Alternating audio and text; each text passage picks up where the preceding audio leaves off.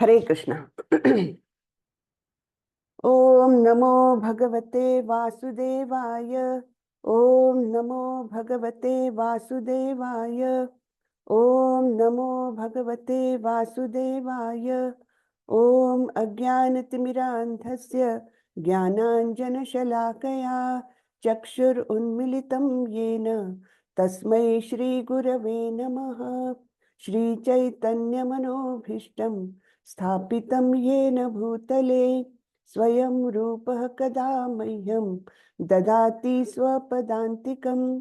वन्देऽहं श्रीगुरो श्रीयुतपदकमलं श्रीगुरुन् वैष्णवांश्च श्रीरूपं साग्रजातं सहगण रघुनाथान्वितं तं सजीवं साद्वैतं सावधूतं परिजनसहितं कृष्ण चैतन्य देवं श्री राधा कृष्ण पादान् सहगण ललिता श्री विशाखान्वितांश्च। हे कृष्ण करुणा सिंधु दीनबंधु जगतपते गोपेश गोपिका कांत श्री राधा कांत नमोस्तुते। तप्त कांचन गौरांगी राधे वृंदावनेश्वरी वृषभानुसुते देवी प्रणमामि हरिप्रिये। नमो विष्णुपदाय कृष्णपृष्ठाय भूतले श्रीमते भक्ति वेदांत स्वामिनि इति नामिने।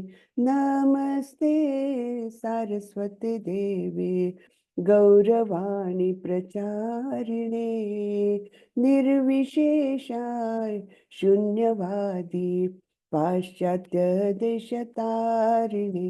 जय श्री कृष्ण चैतन्य प्रभो नित्यानंदा श्री अद्वैत गदाधर श्रीवासादि गौर भक्त वृंदा।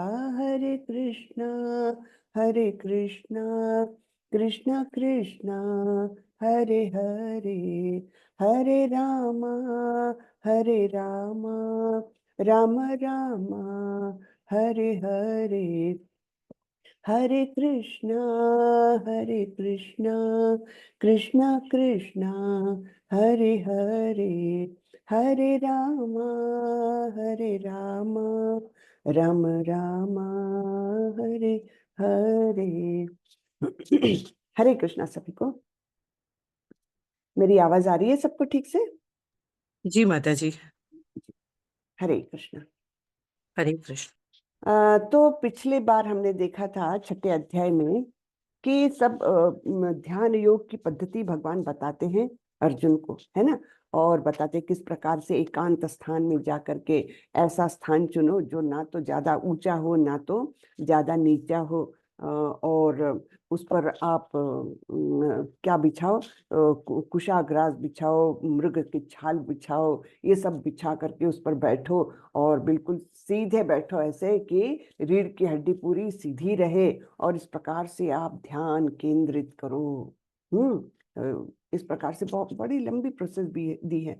अष्टांग योग यानी क्या 8 अंगों वाला योग, यम नियम आसन प्राणायाम प्रत्याहार धारणा ध्यान और समाधि, इतनी लंबी प्रोसेस अर्जुन ने सुन तो ली और फिर क्या बोलते हैं, ये तो बहुत ही इम्प्रैक्टिकल है ना, अव्यवहारिक है। क्योंकि मैं तो एक बार मैं वायु को कंट्रोल में कर सकता हूँ, लेकिन ये मन तो इतना बलवान हठीला चंचल ये सब कुछ है कि उसको कंट्रोल करना बड़ा मुश्किल है।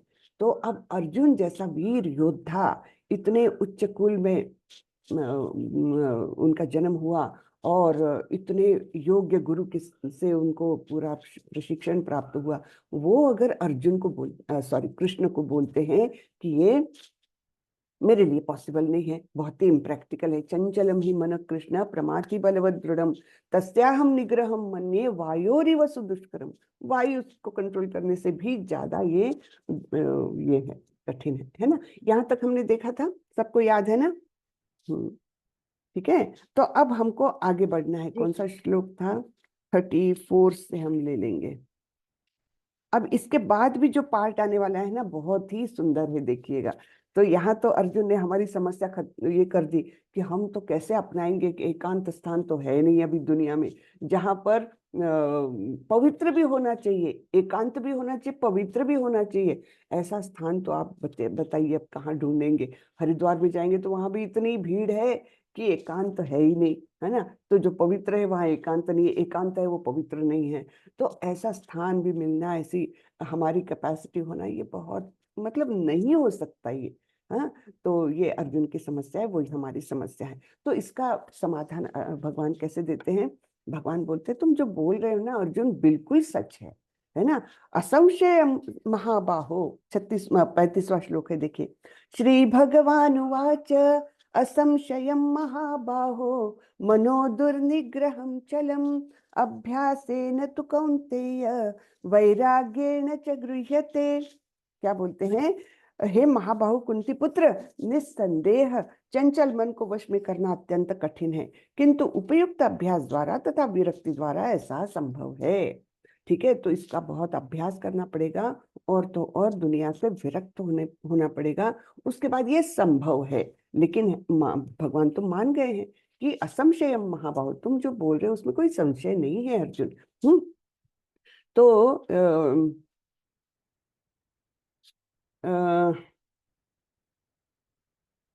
हाँ, अब हमारा जो कृष्ण भावनामृत है, फिर ये कैसे डिफरेंट है इस सारी बातों से? देखिए यहाँ पर क्या है, मतलब मन को कंट्रोल करने की प्रक्रिया पर जोर दिया गया है। और हमारे भक्ति योग में क्या है, हमको मन को कंट्रोल करने की समस्या ही नहीं है। हम तो सब कुछ जो क्रिया करेंगे, जो सोचेंगे, वो कृष्ण के लिए, तो अपने आप ही मन कंट्रोल में आ जाता है। इसलिए कृष्ण भावनामृत कैसा है? नैसर्गिक है बिल्कुल। हाँ, अव्यावहारिक नहीं है, बिल्कुल आराम से हो सकता है। ऐसी ये प्रक्रिया है कृष्ण भावनामृत की, कि हम हर चीज अगर कृष्ण के लिए करें, है ना। और जब हम कोई चीज करते हैं, जैसे हम अपने बच्चे के लिए कुक करते हैं तो बच्चे के बारे में सोचेंगे, वैसे हम अगर भगवान के लिए कुकिंग करते हैं तो भगवान के बारे में सोचते हुए करेंगे, ये उनको पसंद आएगा कि नहीं। हाँ, तो पिछली बार मैंने ये बनाया था तो शायद उसमें कुछ त्रुटि रह गई होगी, तो इस बार मैं ज्यादा सावधानी पूर्वक बनाऊंगी, है ना। राधा रानी कैसी अलग अलग व्यंजन बनाती थी कि मतलब कभी भी उनका एक व्यंजन दूसरी बार रिपीट ही नहीं होता। हाँ, इतनी अद्भुत उनकी पाक कला है। तो हमेशा हमको क्या करना चाहिए, जब भी हम अपना भोग तैयार करने के लिए, मतलब कुकिंग करने के लिए जाए, तो राधा रानी का स्मरण जरूर करें कि राधा रानी आपने तो इतना प्रसन्न किया भगवान को, हर बार अलग अलग व्यंजन खिला करके, तो मुझे भी थोड़ी सी दया कर दो मुझ पर भी, और कुछ तो मैं भी कुछ अच्छा बना सकूं जो कृष्ण को पसंद आ जाए, है ना। तो इस प्रकार से हमको राधा रानी का स्मरण जरूर करना चाहिए। इवन यशोदा मैया राधा रानी को बुलाती थी कि कृष्ण के लिए कुछ बना दो। हाँ, तो यानी इतनी उनकी पाक कला जो है वो अद्भुत थी राधा रानी की। ठीक है, तो ये बहुत सुंदर बातें हैं, देखिए, है ना। तो सब कुछ कैसा, भक्ति में सब कुछ लाइव है, कुछ भी उसमें पैसिव ऐसा नहीं है, सब कुछ लाइव है। कुछ भी करने जाओ तो वो एकदम ऐसा जीवंत और बहुत स्फूर्ति देने वाला ऐसा कार्य होता है। ठीक है ना। तो चलिए हम आगे बढ़ते हैं। श्रीला प्रभुपाद की जय। फिर आगे भगवान क्या बोलते हैं? असंयतात्मना योगो दुष्प्राप इति मे मति मति ही वश्यात्मना। तो ये क्या हुआ? अच्छा, एंड वाला आ गया। हाँ।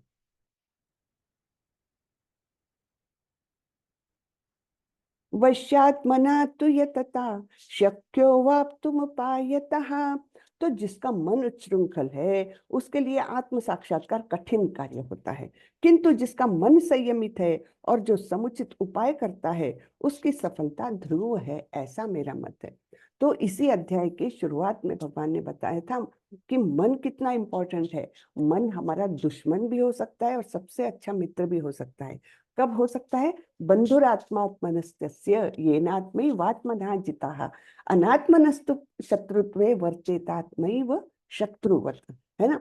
तो बताया था भगवान ने कि ये मन जो है ये आपका मित्र भी हो सकता है, सबसे अच्छा मित्र, है ना। मित्र के साथ रहने में हमको कितना आनंद आता है। हाँ? और वो दुश्मन के साथ रहेंगे तो बाप रे, बड़ा कठिन समय निकलता है वो, है ना। तो ये मित्र अगर हमने बना लिया तो वो 24 घंटे 7 दिन पूरे जीवन भर हमारे साथ रहेगा, बड़ा आनंदमय जीवन हो जाएगा। और वही अगर हमारा शत्रु बना रहा तब तो एक एक पल जो है हमको बड़ा कठिन लगेगा जीवन का, बराबर है ना। चलिए हम इस पीपीटी के अनुसार जाते हैं। तो ये इकाई 1 का अभ्यास कर रहे हैं हम, भक्ति शास्त्री कोर्स का, है ना। भक्ति और कैसी भक्ति करना है, शास्त्रों का अध्ययन करते हुए। तो इस प्रकार से हमको भगवान से जुड़ना है। तो भगवत गीता अध्याय 1 से 6 हमने इसमें कवर कर लिए हैं, और ये अभी उसका अंतिम पाठ है जिसमें हम छठे अध्याय के 34 से लेकर 47 तक के, यानी अंतिम श्लोक तक के हम कवर करने वाले हैं। तो पिछले सत्र में हमने क्या क्या देखा था। योग अभ्यास में मन की भूमिका, जो अभी मैंने श्लोक बताया, बंधुरात्मात्मनस्य येनात्मयि वात्मना जिता, जिसने वश में कर लिया है मन को, जीत लिया है मन को, तो वो तो बंधु यानी बहुत ही सुहृद मित्र ऐसा मन बना रहेगा। और अगर उसको वश में नहीं किया तब तो क्या हो जाएगा, वो एकदम हमारा शत्रु बना रहेगा, है ना। तो हमने एक उदाहरण इसका बहुत पॉपुलर है कि जैसे आग, तो आग, अग्नि के साथ हम बहुत सारे काम करवा सकते हैं, है ना। कुकिंग होता है घर में, बिजली भी आती है, तो एक्चुअली बेसिकली अग्नि से ही, है ना, बहुत सारे काम, फैक्ट्रीज चलती है, रेलवे चलती है, बेसिकली उसमें है तो क्या, कंबस्टन। तो अग्नि के द्वारा ही बहुत सारे काम होते हैं। वही अग्नि अगर आउट ऑफ कंट्रोल हो जाए तब क्या होता है, तबाही मचा देती है। वैसा ही है हमारा मन, है ना। तो इसलिए मन को अग्नि की उपमा दी जाती है कई बार कि ये ऐसा है, कंट्रोल में रखो तो बहुत काम आएगा, लेकिन अगर अनकंट्रोल्ड हो जाए, वश में ना रहे, तब तो वो बहुत तकलीफ देगा। फिर अष्टांग योग के अभ्यास में जो हमने अभी चर्चा की कि यम नियम आसन प्राणायाम, है ना। अभी अभी के परिवेश में क्या हो गया है, योग बोलते से केवल आसन, ज्यादा से ज्यादा प्राणायाम, बस यहाँ तक ही हमारी बुद्धि जा रही है अभी के इसमें। लेकिन सबसे पहले तो यम नियम से चालू होना चाहिए। यम यानी नकारना, कोई चीजों को नकारना, यम, है ना, यानी अपने आप को कंट्रोल में रखना, वो चीजें नहीं करनी है, नशा नहीं करना है ना, अत्याहार नहीं करना है, ये सब जो है यम में आते हैं। और नियम में क्या है, इतने बजे सोना है, इतने बजे उठना है, ऐसे ये सब जो नियम बनाते, डिसिप्लिन जिसमें आता है, तो वो नियम में आता है। तो यम नियम का पालन किए बिना आसन प्राणायाम तक जाते हैं आजकल, तो एक्चुअली उसको कोई मतलब नहीं रहता। थोड़ा सा शरीर स्वस्थ हो जाता है, थोड़ा सा मन को ऐसा लगता है मन को कंट्रोल में कर लिया, बुरे बुरे विचार नहीं आते, थोड़ा सा है, लेकिन उसकी आध्यात्मिक प्रगति में एक तो कोई मदद नहीं होती, और वो अधूरा सा ज्ञान है ना। जब तक आप यम नियम नहीं पालन करोगे, आसन प्राणायाम तक जाकर के कोई मतलब नहीं है, बराबर है। फिर आधुनिक योग के लिए अष्टांग योग की अव्यावहारिकता जो हमने चर्चा की है, कि अर्जुन ही जब बोल रहे हैं कि ये तो अव्यावहारिक है, चंचलम ही मन कृष्ण, है ना, वो देखा हमने। फिर कृष्ण भावनामृत में अष्टांग योग के सिद्धांतों का पालन कैसे किया जा सकता है, तो हम कृष्ण भावनामृत में कई से यम करते हैं, बहुत सारी चीजें हम नहीं करते हैं, जैसे 4 नियामक सिद्धांत तो है ही हमारे, और फिर नियम भी बहुत सारे करते हैं कि सवेरे जल्दी उठना है, 16 माला करना है ना। फिर इस प्रकार से सारे नियमों का पालन करते, बहुत सारे, ये नहीं खाना है, भोग चढ़ाए बिना नहीं खाना है, ऐसे, है ना, बाहर से बाहर कुक किया हुआ खाना नहीं खाना है, बहुत सारे नियम हैं। तो यम नियम तो हम वैसे ही पालन करते हैं, और फिर मन को कंट्रोल में कर लेते हैं, कैसे, कुछ एडिशनल ना करके भी मन को कंट्रोल में करते हैं, केवल भगवान की सेवा में लगा के। ठीक है। श्रील प्रभुपाद भगवत गीता में वर्णित योग प्रणालियों पर तात्पर्य और व्याख्यान देते हैं, जो उनकी मनोदशा और मिशन को दर्शाते हैं। तो हर जगह प्रभुपाद जी ने भक्ति योग कैसे सर्वश्रेष्ठ है, इस बारे में उन्होंने प्रैक्टिकली हर तात्पर्य में कुछ ना कुछ लिखा हुआ है। हाँ, तो ये मनोदशा है प्रभुपाद जी की, कि ये सबसे सुखमय और सबसे आसान तरीका है भगवान कृष्ण से जुड़ने का, अपने जीवन को सफल बनाने का। तो उसको अपनाओ, और सभी कोई इसको अपना सकते, कोई भी लेवल का, एकदम तमोगुण से तमोगुण निचले स्तर का व्यक्ति भी इस प्रोसेस को अपना करके अपने को काफी ऊंचा बना सकता है ना। तमोगुण के लोगों को ही तो उन्होंने शुरू में अपने शिष्य बनाए थे, बिल्कुल ड्रगिस्ट, गंजेड़ी नशेड़ी जो कुछ है सब कुछ बुरे, मतलब समाज का एक भी नियम न पालने वाले ऐसे लोगों को उन्होंने अपना शिष्य बनाया और धीरे धीरे धीरे उनको टॉप मोस्ट भक्त भी बना दिया। तो ये है, ये कृष्ण भावनामृत का प्रोसेस है। और प्रभुपाद जी हमेशा बोलते हैं कि ये प्रोसेस इतना फुल प्रूफ है कि अगर आप इसको ठीक से अपनाओ तो कोई इसमें बाधा ही नहीं है कि आप दिव्य स्तर तक पहुंच जाओ, है ना। तो एक बार किसी ने उनको बोला था, उनके भक्तों में से ही किसी ने, कि 16 माला तो बहुत ज्यादा होती है, मैं 1-2 माला करता हूँ, बहुत कंसंट्रेशन से करता हूँ, तो मैं 16 माला न करूँ तो चलेगा क्या। प्रभुपाद जी ने थोड़ा सा नाराज होकर उसके तरफ देखा और उनको बोला कि क्या तुम इस प्रोसेस पर उंगली उठा रहे हो? ये प्रूवन प्रोसेस है, आप इतनी इतनी माला करो, आप इस प्रकार से जीवन जियो, तो आपको पूरा सक्सेस मिलना ही है। तो आप ऐसा शॉर्टकट ढूंढने का क्यों प्रयास कर रहे हो, है ना। तो ये कृष्ण भावनामृत इसलिए बहुत ही महान है, बहुत ही सुंदर है, क्योंकि कोई भी अपना सकता है, कोई भी सक्सेसफुल हो सकता है, अपने जीवन को पूर्णतया वो सफल बना सकता है। जीवन को सफल बनाना, मनुष्य जीवन को सफल बनाना, ये क्या है? भगवत प्राप्ति करना एकमेव लक्ष्य होना चाहिए। हमको जब मनुष्य जन्म मिला है तो एक ही लक्ष्य है, भगवत प्राप्ति। ठीक है ना। अध्याय 6 ध्यान योग। अब शुरू में हमने देखा योगारूरुक्ष और योगारूढ़ का अभ्यास। योगारूरुक्ष में क्या है? कर्म कारण मुच्यते, है ना। जो योग की सीढ़ी पर चढ़ने का प्रयास कर रहा है उसके लिए कर्म ही साधन बन जाता है। लेकिन एक बार उस स्थिति पर वो पहुंच गया तो फिर उसके लिए कर्म करने की भी आवश्यकता नहीं रहती, है ना। तो योगारूढ़ से तस्यैव क्या है, सम कारणम उच्यते। एक मिनट, कुछ तो भी ऐसा है, वो मैं श्लोक भूल रही हूँ। कि जो प्रयासरत साधक है उसके लिए ये सारे कर्म का अवलंबन करना बहुत आवश्यक है। लेकिन एक बार वो पूर्ण सिद्ध ऐसा वो हो गया भक्त, तब उसके लिए ये सारे कर्म करना कोई मायने नहीं रखता है। ये हमने देखा था 1 से 9 तक। फिर ये सारा योग अभ्यास और समाधि में चरण, ये सब देखा था। कृष्ण की परमात्मा के रूप में प्राप्ति। तो ये जब मन में ध्यान करता है योगी, तब मन के अंदर वो परमात्मा का ध्यान करता है, और इस प्रकार से जब समाधि में जाता है तब उसको पूर्णतः परमात्मा के दर्शन हो जाते हैं। अष्टांग योग अर्जुन द्वारा अस्वीकृति, अभी चर्चा की। असफल योगियों की मंजिल, अब ये देखना है हमको, और ये बहुत ही सुंदर पार्ट है इस अध्याय का ही नहीं, इवन संपूर्ण भगवद गीता का, क्योंकि ये हमको बहुत ही ढाढ़स बंधाता है एक प्रकार से। कैसे? कि अगर हमने ये मार्ग तो अपनाया, योग का, कोई भी योग का, कर्म योग, ज्ञान योग, अष्टांग योग या भक्ति योग, कोई भी योग का हमने मार्ग चुना और उस पर हम प्रोग्रेस कर रहे हैं। अब जब हम ये योग का मार्ग जब चुनते हैं ना, तो निश्चित रूप से भौतिक जो सो कॉल्ड आनंद है, सो कॉल्ड, है ना, जो कुछ इंद्रिय तृप्ति के साधन है, उससे हम धीरे धीरे कुछ ना कुछ छूटते जाते हैं, विरक्ति आते जाती है ना।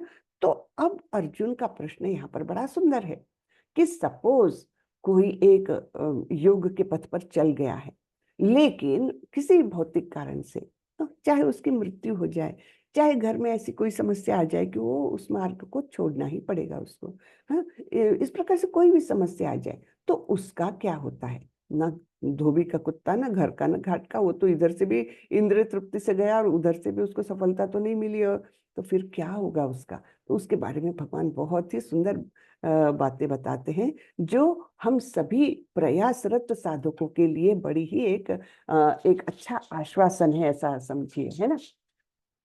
तो असफल योगियों की मंजिल, और फिर अंतिमतः भगवान सर्वोच्च योग कौन सा है वो बताएंगे। सर्वोच्च योग अर्थात भक्ति योग, ये स्पष्ट हो जाता है यहाँ पर। तो भगवान ने, इसलिए देखिए, भगवत गीता का अध्ययन करने वाले अनेक लोग हैं, और हर एक अपने अपने तरीके से उसको सोचता है, बहुत अधूरे अधूरे। जैसे हाथी है एक, और अंधे लोगों को बता उसको टच करने दिया और पूछा कि अब बताइए हाथी है ये, इसका कैसा स्वरूप है। तो अंधे लोगों को क्या, वो जिस जिस पार्ट को छुएगा उसी के समान वो वर्णन करेगा। जो पैर पकड़ेगा तो उसको लगेगा खंबा है, खंबे के समान है ना। फिर सूंड पकड़ेगा तो उसको लगेगा सांप के समान या रस्सी के समान है, मोटी वाली रस्सी है। ऐसे अलग अलग तरीके से जो उसके टस्क यानी जो दांत होते हैं लंबे वाले, उसको पकड़ेगा तो वो अलग कुछ बोलेगा, पूंछ को पकड़ेगा तो अलग कुछ बोलेगा। तो इस प्रकार से अंधे लोग जब उसको देखते तो पूर्ण स्वरूप वो प्राप्त नहीं कर सकते। तो वैसे ही अनेक मार्गों के लोगों का हम देखते हैं कि किसी को पूछा कि भगवत गीता पढ़ी है, हाँ हाँ पढ़ी है। तो क्या दिया है भगवान ने? भगवान ने बोला है कि कर्म करो, अपना कर्म करो, बस इतना ही बोला है। तो ये कितना अधूरा वर्षन हो गया, है ना। कई लोग बोलते हैं ज्ञान का मार्ग सर्वश्रेष्ठ, क्योंकि वो अंतिम पार्ट में आता है भगवत गीता के, इसलिए वो सर्वश्रेष्ठ। ज्ञान के बिना क्या होने वाला? ये भी गलत है ना। ज्ञान और कर्मयोग ये क्या है? भक्ति को पूरक ऐसे प्रोसेस है ना। भक्ति में इन डेप्थ हम जानकारी हासिल कर सके, इसके लिए ये पूरक प्रोसेसेस है। लेकिन कंप्लीशन कहाँ पर है? भक्ति योग में ही। तो प्रभुपाद जी ये हमको बार बार समझाते हैं। तो इसलिए, और ये भगवान स्वयं बताते हैं। अब ऐसे श्लोकों को ये लोग निग्लेक्ट कर देते हैं। योगी नाम अपि सर्वेशा मद्गते नान्तरात्मना, है ना। ये ऐसे श्लोकों को वो लोग निग्लेक्ट कर देते हैं। यानी 18वें अध्याय में भगवान बोलते हैं भक्त्या माम अभिजानाति यावान यश्चास्मि तत्वता। भक्ति भक्ति भक्ति, भगवान ने भी हर जगह पर हर इसमें बताया है कि भक्ति ही सर्वश्रेष्ठ है। लेकिन फिर भी कई संप्रदाय ऐसे हैं, ऑथेंटिक वाले संप्रदाय नहीं, जो सो कॉल्ड निकले हुए ऑथेंटिक संप्रदाय तो सब उनको सब पता है। लेकिन बाकी लोग जो है वो ऐसा अधूरा ज्ञान लेकर के भगवत गीता का प्रचार प्रसार करते हैं। खैर चलिए, वो भी अच्छा है, कोई उसमें नहीं। लेकिन हमको ये मालूम होना चाहिए कि कृष्ण भावनामृत अर्थात भक्ति योग ही सर्वश्रेष्ठ है। अब यहाँ पर ये श्लोक आता है योग भ्रष्टो अभिजायते। हाँ, तो हम आगे बढ़ते हैं। तो यहाँ पर अर्जुन का प्रश्न है, अयति श्रद्धयोपेतो योगाचलित मानसः अप्राप्य योग संसिद्धिम काम गतिम कृष्ण गच्छति। अर्जुन पूछ रहे हैं, हे कृष्ण, उस असफल योगी की गति क्या है जो प्रारंभ में श्रद्धा पूर्वक आत्म साक्षात्कार की विधि ग्रहण करता है, किंतु बाद में भौतिकता के कारण उससे विचलित हो जाता है और योग सिद्धि को प्राप्त नहीं कर पाता, है ना। यानी सिद्ध अवस्था तक उसकी पहुंच नहीं हो पाती, बीच में ही उसको कोई व्यवधान आ जाता है। फिर कच्चिन्नो भय विभ्रष्ट छिन्ना भ्रमिव नश्यति अप्रतिष्ठो महाबाहो विमूढ़ो ब्रह्मण पथि। क्या ब्रह्म प्राप्ति के मार्ग से भ्रष्ट ऐसा व्यक्ति आध्यात्मिक तथा भौतिक दोनों ही सफलताओं से च्युत नहीं होता, है ना। इधर तो उसके माँ बाप तो चाह रहे थे वो डॉक्टर की पढ़ाई करे, लेकिन वो लग गया इस दूसरे मार्ग में, और ना तो वो डॉक्टर बन पाया, ना तो इधर अच्छा सफल योगी बन पाया। तो दोनों तरफ से गया वो। तो ऐसी सफलता से च्युत नहीं होता और छिन्न भिन्न बादल की भांति विनष्ट नहीं हो जाता, है ना। ना तो वो इधर भौतिक जगत में सक्सेसफुल हो पाया, ना उधर योग सिद्धि में सक्सेसफुल हो पाया। तो वो तो जैसे छुटपुट बादल रहते हैं, ना पानी बरसाते हैं ना कुछ, है ना। तो वैसे उसका जीवन तो ऐसे छिन्न भिन्न हो जाएगा, जिसके फलस्वरूप उसके लिए किसी लोक में कोई स्थान नहीं रहता। तो अर्जुन की ये समस्या है और भगवान बड़ा ही सुंदर उत्तर देते हैं इसके लिए। हम्म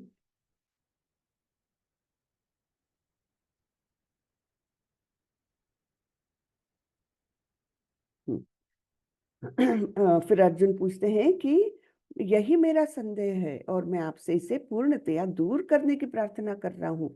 आपके अतिरिक्त अन्य कोई ऐसा नहीं है जो इस संदेह को नष्ट कर सके। तो यहाँ परपट में प्रभुपाद जी जो जीवात्मा है उसके व्यष्टि स्वरूप के बारे में भी उल्लेख कर रहे हैं, जो हमने दूसरे अध्याय में ही पढ़ा कि जो भी जीवात्माएं हैं, जो भी जीव है, वो उनकी जो आत्मा है वो इंडिविजुअल आत्मा है। ऐसा नहीं कि किसी समय में वो कुछ मर्ज हो जाती है ना, ये छोटी आत्मा है बड़ी आत्मा है, ऐसा कुछ नहीं रहता। बिल्कुल एक जैसी, और व्यष्टित्व का ये बहुत किया है। इसलिए हम लोग जो एक रूप होना बोलते हैं, उससे हम लोग सहमत नहीं होते। क्यों? क्योंकि यहाँ पर भगवान ने स्पष्ट बताया है दूसरे ही अध्याय में कि ऐसा कभी समय नहीं था अर्जुन, जब तुम नहीं थे, मैं नहीं था, और ये सब राजा लोग नहीं थे, हर समय में थे। यानी शाश्वतता और व्यष्टित्व, हाँ, ये दोनों चीजों पर भगवान स्वयं जोर दे रहे हैं। तो उसी बात का यहाँ पर भी उल्लेख किया है। सारे जीव व्यष्टि रूप में भूतकाल में विद्यमान थे, इस समय विद्यमान है, और भवबंधन से मुक्त होने पर भविष्य में भी व्यष्टि रूप में बने रहेंगे, है ना। तो ये हमने दूसरे ही अध्याय में पढ़ा था। अब अर्जुन के प्रश्न का उत्तर भगवान क्या दे रहे हैं? पार्थ नैवेहन अमुत्र विनाशस्तस्य विद्यते, न हि कल्याणकृत कश्चित् दुर्गति तात गच्छति। तो भगवान बोल रहे हैं कि कल्याण कार्यों में निरत योगी का न तो इस लोक में और न परलोक में ही विनाश होता है। हे मित्र, भलाई करने वाला कभी बुराई से पराजित नहीं होता। हाँ, तो ये वाक्य तो हम लोग जीवन में सुनते हैं कई बार, लेकिन उस पर विश्वास नहीं करते। कैसे? हमको लगता है देखो वो कितना सज्जन आदमी है, हाँ, कभी कुछ बुरा नहीं करता है, सबकी भलाई में लगा रहता है, और फिर भी उसके घर में कितने संकट आते रहते हैं, उसको खुद की परेशानियां कितनी रहती है। ये भगवान का अन्याय है। लेकिन कभी भी भगवान अन्याय नहीं करते हैं, हाँ, ये हमको समझना चाहिए। हाँ, तो भगवान का जो सृजन किया हुआ जो सृष्टि है, इसमें कुछ भी ऐसा नहीं है कि जो गलत हो। हम नहीं समझ सकते, लेकिन भगवान की सृष्टि कभी गलत नहीं हो सकती, है ना। तो यहाँ पर ये भगवान स्पष्ट कर रहे हैं कि भलाई करने वाला कभी बुराई से पराजित नहीं होता। हम्म।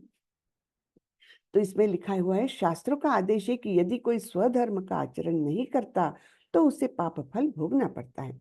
अतः जो दिव्य कार्यों को ठीक से नहीं कर पाता उसे फल भोगना पड़ता है। हाँ, तो भागवत पुराण आश्वस्त करता है कि असफल योगी को चिंता करने की आवश्यकता नहीं, भले ही उसे ठीक से स्वधर्माचरण न करने का फल भोगना पड़े तो भी वह घाटे में नहीं रहता, क्योंकि शुभ कृष्ण भावनामृत कभी विस्मृत नहीं होता। तो ये अ, अच्छा, बहुत सुंदर दिया है।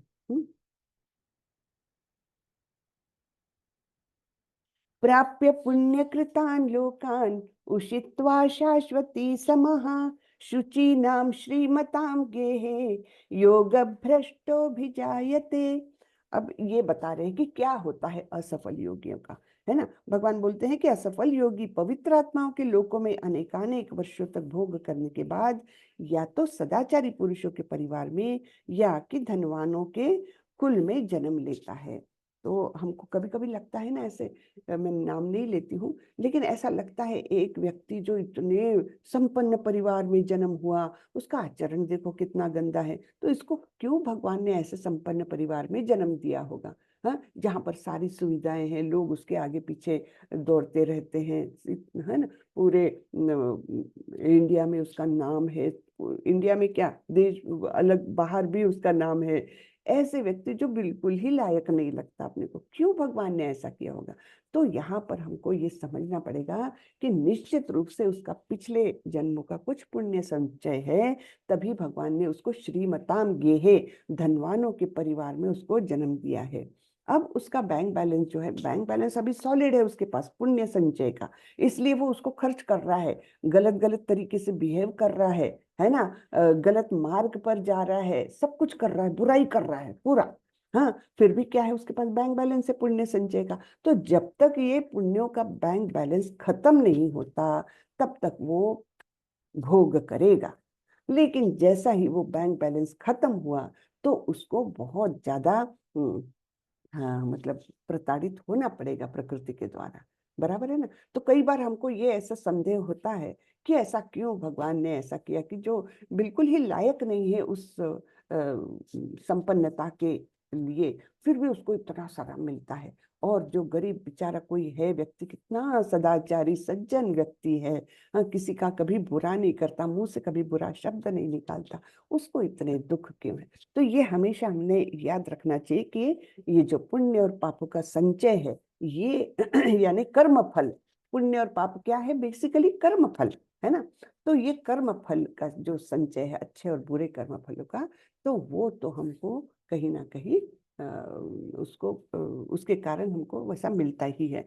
ठीक है, तो यहाँ पर बताया है कि पहले तो उसको अच्छे लोक में जाने को मिलता है, वहां पर यथेच्छ मात्रा में उसको इंद्रिय तृप्ति, अन्य सुख सारे उसको मिलते हैं। और उसके बाद जब उसका पुण्यों का संचय ये हो जाता है, तब भी उसको यहाँ पर मनुष्य जन्म मिलेगा एक। दूसरा, उसको या तो सदाचारी या धनवानों के परिवार में उसको ये मिलेगा। अब और आगे, अथवा यदि दीर्घ काल तक योग करने के बाद असफल रहे, तो वह योगियों के कुल में जन्म लेता है, जो अति बुद्धिमान है ना। तो द्रोणाचार्य का पुत्र अश्वत्थामा, कुछ ना कुछ उसका संचय हुआ होगा, तभी तो उसको द्रोणाचार्य जैसे कुल में, द्रोणाचार्य के कुल में उसको जन्म मिला था। हाँ, उसके बाद उसका वर्तन बिल्कुल योग्य नहीं रहा, लेकिन जन्म मिला, इसका मतलब ही है कि उसका कुछ न कुछ संचय था। हाँ? तो ऐसे योगियों के कुल में वो जन्म लेता है जो अति अति बुद्धिमान है। निश्चय ही इस संसार में ऐसा जन्म दुर्लभ है। हाँ? तो यहाँ पर भी वही है, हे कृष्ण, उस असफल योगी की दशा क्या है, जो प्रारंभ में श्रद्धा पूर्वक आत्म साक्षात्कार की विधि ग्रहण करता है, किंतु बाद में भौतिकता के कारण उससे विचलित हो जाता है और योग सिद्धि को नहीं प्राप्त होता। विनाशस्तस्य विद्यते नहीं कल्याणकृत कश्चित। तो कल्याण कार्यों में निरत योगी का न तो इस लोक में और न ही परलोक में विनाश होता है। जो हमने देखा कि भलाई करने वालों को बुराई पराजित नहीं कर सकती। ये है। अब यहाँ पर हम देखेंगे, देखिए, एक कॉलम है अशुभ क्रियाओं का और दूसरा है शुभ क्रियाओं का। तो अशुभ में क्या आएगा? विकर्मी है। विकर्मी लोग जो हमेशा जो शास्त्रों के निर्देशों की अवहेलना करते हैं, जो समाज के नियमों की अवहेलना करते हैं, वो सारे विकर्मी में आते हैं। या फिर सीमांत, मार्जिनल, कि हाँ थोड़ा सा ये भी कर लो लेकिन ज्यादा इधर कर्मकांडों में ज्यादा विश्वास है, ऐसे सीमांत कर्मकांडी। हाँ, तो ये लोग इनऑस्पिशियस यानी अशुभ कार्यों में रत रहते हैं। और शुभ कार्यों में रहने वाले कौन लोग हैं? कर्म योगी है, ज्ञान योगी, अष्टांग योगी और भक्त योगी। ठीक है, तो ये सारे शुभ कार्य है और इनसे कभी भी ये कभी बुराई से पराजित नहीं होंगे। योग भ्रष्ट अभिजायते पूर्वाभ्यासेन तेनैव ह्रियते, ये जो हमने अभी श्लोक देख रहे हैं, है ना। तो अपने पूर्व जन्म की दैवी चेतना से वह न चाहते हुए भी स्वतः योग के नियमों की ओर आकृष्ट होता है। तो इतना ये पावरफुल होता है योग का अवलंबन, कि अगले जन्म में वो चाहे ना चाहे लेकिन उसका आकर्षण जरूर रहता है। हम देखते हैं कई छोटे छोटे बच्चे कितने भक्ति में आगे बढ़ जाते हैं। हम सोचते हैं कैसे इन लोगों को इतना सब मालूम है, कैसे इन लोगों को ज्ञान भी है और उसके अनुसार वो अपने को नियमों में, यम नियमों में ढाल भी सकते हैं, इतने चुटपन से कैसे ये हो सकता है? तो ये निश्चित रूप से पूर्व जन्म का सुकृत रहता है उनका, है ना, संचय रहता है उनका।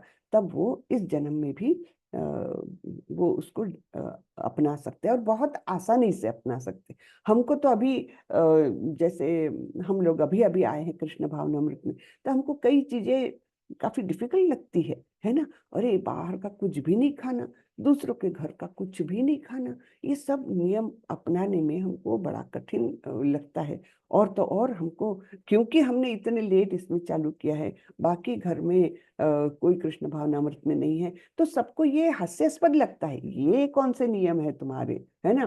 तो बहुत जगह पर अपनी मजाक भी उड़ती है। ठीक है, लेकिन हमको तो जो हमारे प्रभुपाद जी ने नियम बना के दिए हैं उनका पालन करना है। तो ये हमारा संचय अभी हो रहा है। तो हो सकता है हम लोग पूर्णतः न प्राप्त कर सके इस जन्म में, लेकिन भगवान का ये आश्वासन हमारे लिए बड़ा ही अच्छा है कि चलो हम 2-4 कदम तो चल ही लिए हैं, 2 कदम तो चल ही लिए हैं भक्ति के पथ पर। तो कम से कम अगला जन्म हमको मनुष्य जन्म मिलेगा और ऐसे परिवार में मिलेगा, ऐसे वातावरण में मिलेगा जहां पर हम इसके आगे प्रगति कर सकते, है ना। तो ये हमारे लिए बड़ा ही एक आश्वस्त करने वाली बात है। ठीक है, तो ये इस प्रकार से स्वतः योग के नियमों की ओर वो आकृष्ट होते जाता है।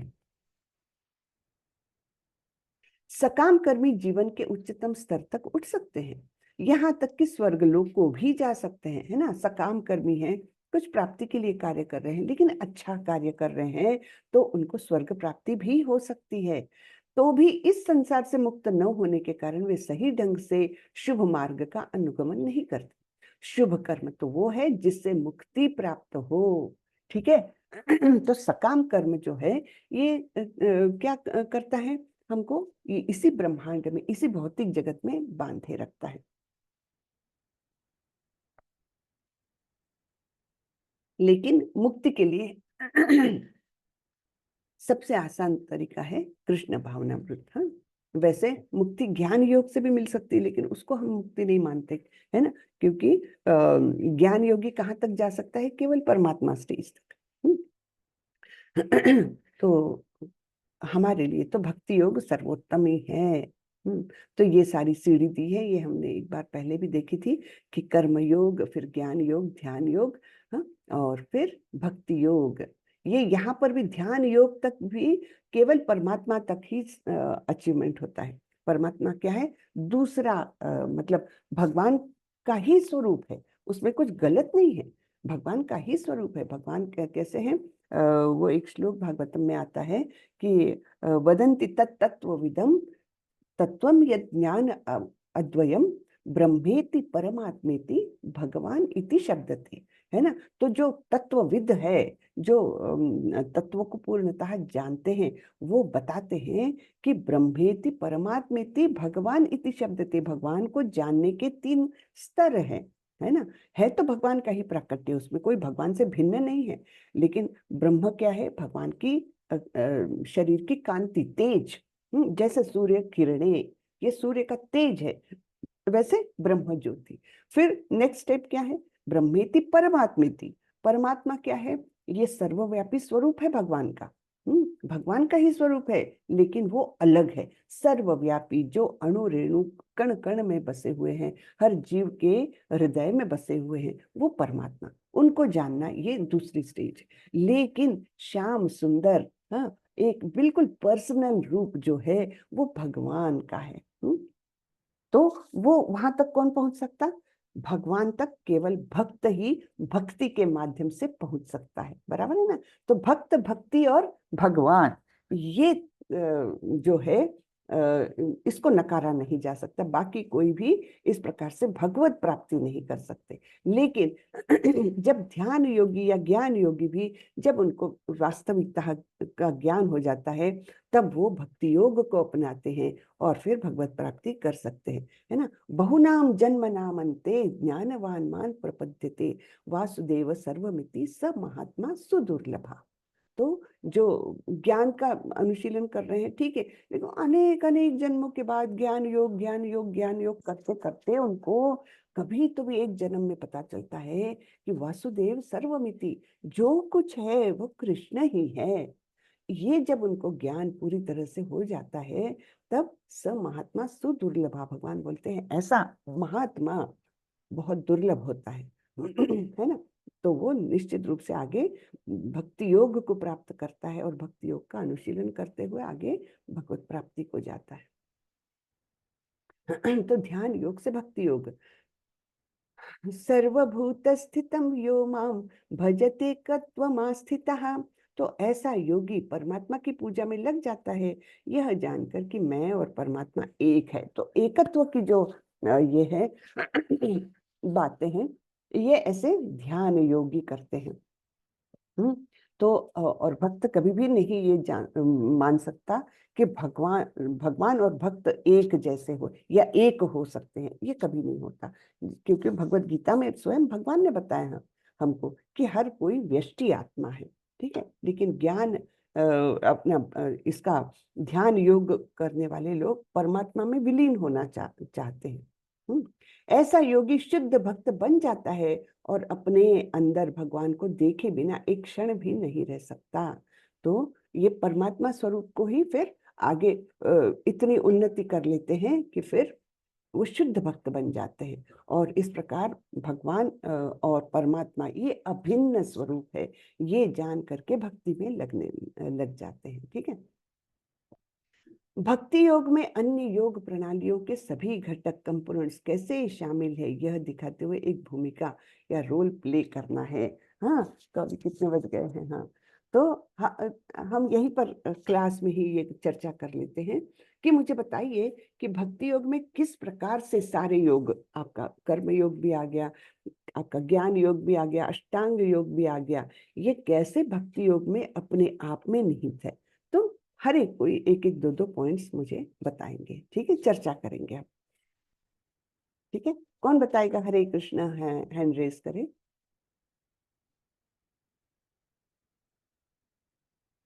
कुहू माता जी। जी माता जी। हरे कृष्णा माता जी। मैं जो समझी हूँ बोलना चाहती हूँ। जी जी। पहले इंसान जब मनुष्य को भगवान के प्रति श्रद्धा नहीं आता है, तो श्रद्धा सबसे इम्पोर्टेंट है। और ये श्रद्धा तभी आता है जब हम भगवान के बारे में ज्यादा से ज्यादा सुनेंगे। आहिस्ता आहिस्ता सुनने के बाद और भगवान का जो विग्रह है उसको दर्शन करने के बाद हमको श्रद्धा आता है। तो हम तभी कर्मों के अनुଯାयी हम लोग आगे जा सकते हैं। भक्ति ऐसा मूल्यवान प्रोसेस है कि भक्ति पहले ही मनुष्यों के शरीर में आता नहीं। तो इस भक्ति के तरफ पहुंचने के लिए भी हमको कर्मों करना पड़ता है। हम इतने ज्यादा भौतिकता में लिप्त रहते हैं कि हमारा कर्मों सकम कर्मों में ही ज्यादा से ज्यादा होता है।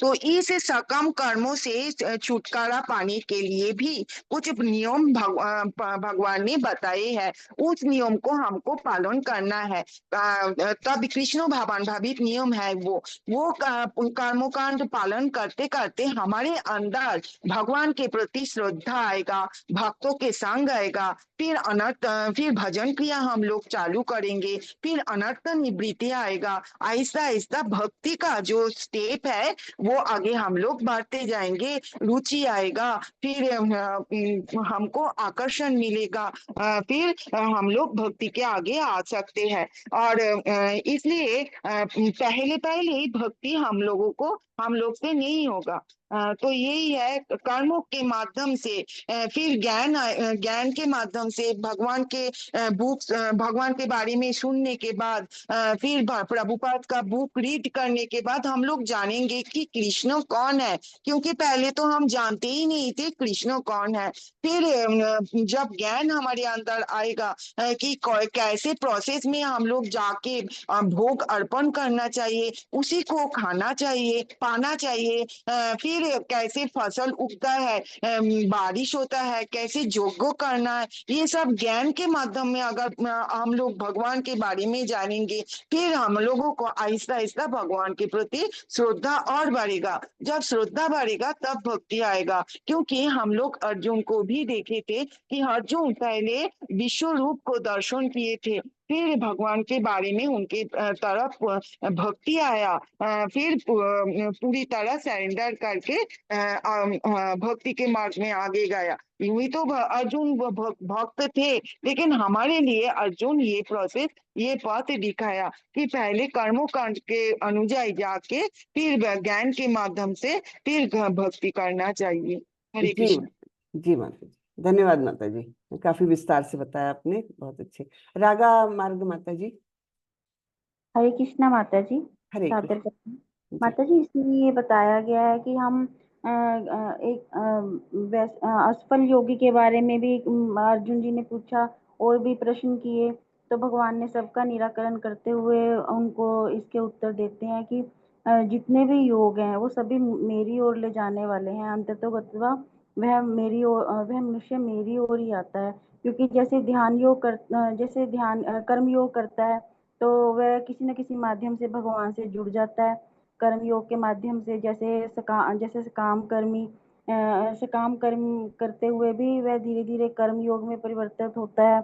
कि भगवान के लिए फ्लावर लाना, माला बनाना और ये सब कार्य करने लग जाता है। और फिर बाद में उसको जब ज्ञान हो जाता है तो भी वो भक्ति की ओर ही अग्रसर होता है। और अष्टांग योग करते हुए जब वो सारी पद्धतियां कर लेता है, फिर भी अगर उसे पूर्णतः ज्ञान हो जाए और वह अपने आप को धीरे धीरे जब सब कुछ जान जाता है तो भक्ति की ओर ही अग्रसर होता है। तो सभी योगों का चरम लक्ष्य भक्ति भक्ति ही है। किंतु फिर भी अगर कोई योगी असफल होके भटक जाता है तो भी वो कहते इसमें कोई डरने की बात नहीं है, घबराने की बात नहीं है, क्योंकि उसको फिर से ऐसा मनुष्य जन्म तो अवश्यम भावी मिलेगा। और मनुष्य जन्म मिलेगा और उसके वो जो पुण्य कर्म थे, संचित कर्म, उसकी वजह से उसको वहीं से जो है उसकी भक्ति फिर से वहीं से स्टार्ट होगी। तो लेकिन कृष्ण भावनामृत में जो है ये बिना योगाभ्यास के भी पूर्णतः भक्ति में पूर्णतः जल्दी से जाया जा सकता है, क्योंकि कृष्ण भावना भावित व्यक्ति सारे योगों को अगर नहीं भी करता, केवल वह कृष्ण भावना भावित है, तो प्रभुपाद जी के अनुसार यही है कि अगर वो कृष्ण भावना भावित कर्म करता है, जो 4 नियम प्रभुपाद जी ने दिए हैं वो करता है, और जो 4 नियम नहीं करने हैं, यम और नियम जो नहीं करने हैं वो नहीं करता है, और अपनी 16 माला का जप करता है, हरे कृष्ण कीर्तन करता है, प्रसादम खाता है, भोग लगाता है, और अपने शरीर के सारे इंद्रियों को भगवान की सेवा में नियोजित करता है, तो वो बड़े सुगम तरीके से वही प्राप्त कर लेगा जो सभी योगों में बड़े ही मुश्किल तरीके से बताया जाता है। इस प्रकार कृष्ण भावनामृत को ही सबसे सर्वोच्च बताया गया है माता जी, क्योंकि उसमें कोई भी ऐसा कठिन कार्य नहीं है जो एक साधारण मनुष्य नहीं कर सकता। कलयुगी जीव के पास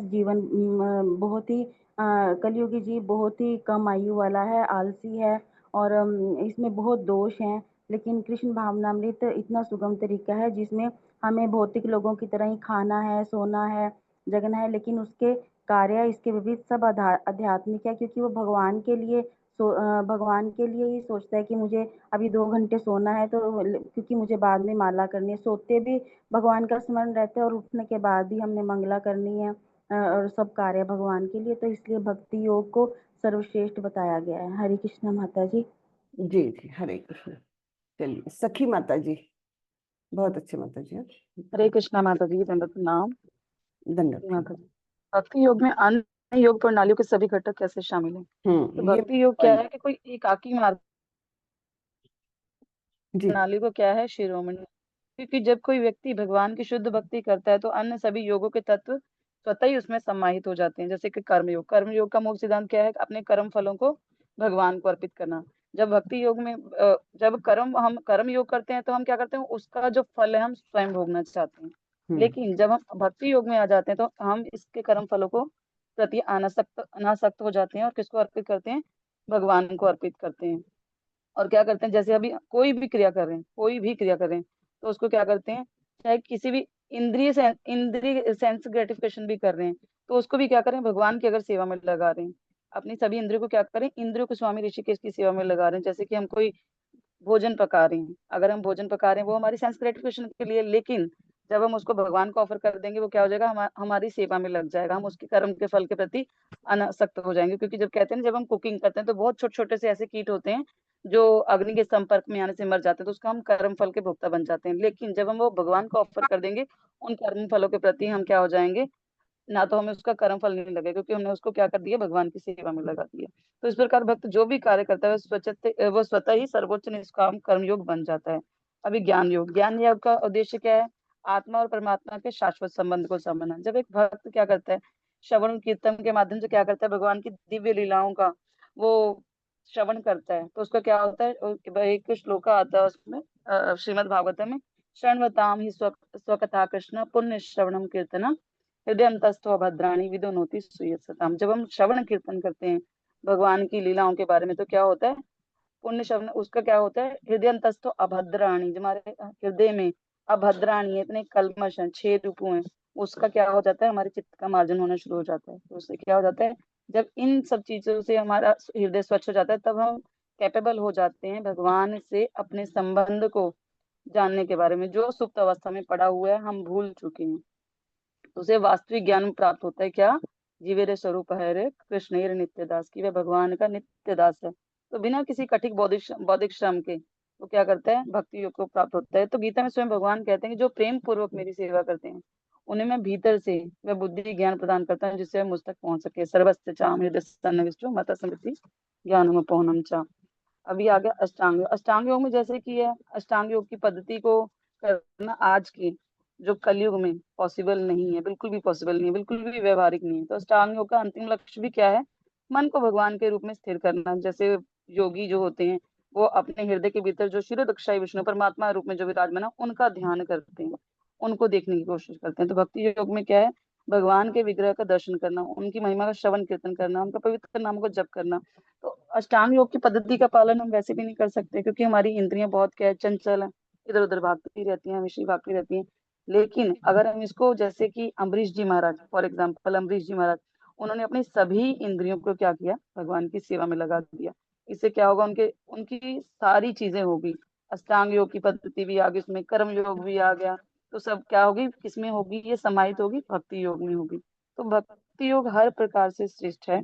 उसमें हमें अलग से कुछ प्रयास करने की जरूरत नहीं करनी पड़ती। आप बस सिर्फ कृष्ण की सेवा कीजिए, उसमें आपकी हर क्रिया क्या हो जाएगी, भक्ति योग में समाहित हो जाएगी। तो इसलिए भक्ति योग हर प्रकार से अन्य प्रणालियों से श्रेष्ठ है। हरे कृष्ण माता जी। बहुत अच्छे बताया माता जी, आपने बिल्कुल पॉइंट वाइज बताया, बहुत अच्छे से, वेरी गुड। अभी एक दो ही लेंगे हम, हाँ इतने सारे नहीं लेंगे, नहीं तो समय हो जाएगा ना। तो बस तानिया माता जी का सुनते हैं और कोमलांगी माता जी का सुनते हैं, बाकी लोग क्षमा करें मुझे, ठीक है। नहीं, पहले राखी माता जी, सॉरी राखी माता जी आपका सुनेंगे पहले। हरे कृष्ण माता जी। जी माता जी, समय ज्यादा नहीं राखी लूंगी, और सभी ने राखी माता जी और तानिया माता जी का सुनेंगे, ठीक है। जी जी माता जी, हम्म, सभी ने बता दिया है बहुत हम्म, डिटेल में।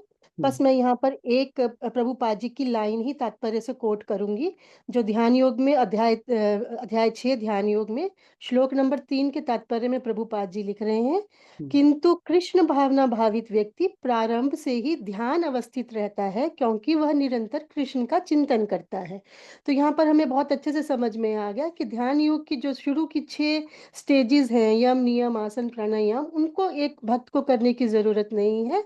वो तो सीधे ही ध्यान की स्टेज में पहुंच गया है और ध्यान के बाद बस समाधि। तो ये 2 स्टेजेस हमें कवर करनी है, जबकि जो ध्यान योग के माध्यम से आगे बढ़ रहा है उसको पहले यम नियम आसन प्राणायाम ये ही साधने में बहुत समय उसका व्यर्थ चला जाता है। हरे कृष्ण। बहुत अच्छे माता जी, बिल्कुल प्रॉपर एकदम यहाँ से कोट करके आपने बता दिया, वेरी नाइस।